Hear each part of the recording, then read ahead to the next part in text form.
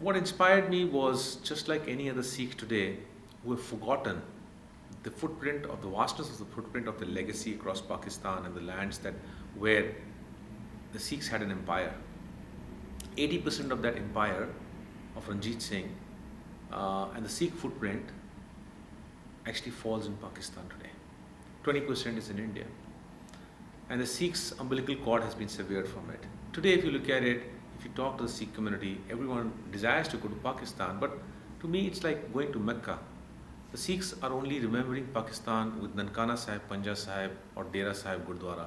It's become a Gurdwara-centric tours to Pakistan, right? And if I then reflect back, were our forefathers so incompetent that they built only 3 or 4 Gurdwaras?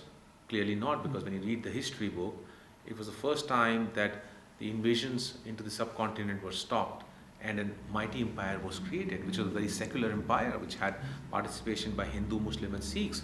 So for me, it started more as a personal quest because my forefathers, my parents were from Kashmir in Pakistan now at Muzaffarabad, and I wanted to go and see that place. Just like any other Sikh, there are only 2 quests: either go to Nankana Sahib, Panja Sahib, or to go for Gurdwaras, or to go for your personal quest. So for me, it was the same, personal quest and Gurdwaras. But for 25 years, I've been reading about this subject. I've been mastering my photography skills. I've been writing for magazines on different aspects. And I just felt that because this gap was created in my career where I took a break, I had the time, I had the ability to observe for things, and I had this quest for where is my legacy, my community's legacy. And that took me to 36 places over 30 days in Pakistan. And what I saw, and I came back with 1,500 pictures across 36 places. These are deep, far-flung places where Sikhs have not bothered to get into or venture.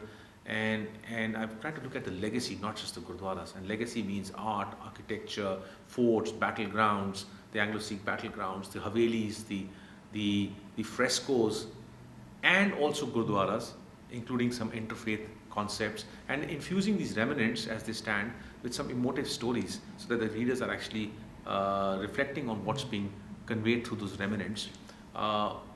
That's what was my motivation, that needs to be documented for posterity, because my sense is that 80% of our legacy is finished 7 decades after partition. What little bit is remaining is still large enough that 7 volumes can be written on it. 7 to 10 volumes can be written on it, so in such form a book that I've done.